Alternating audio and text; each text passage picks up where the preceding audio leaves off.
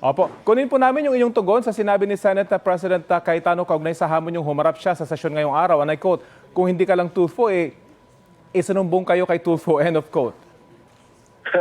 Nakakatawa nga, natawa ako eh.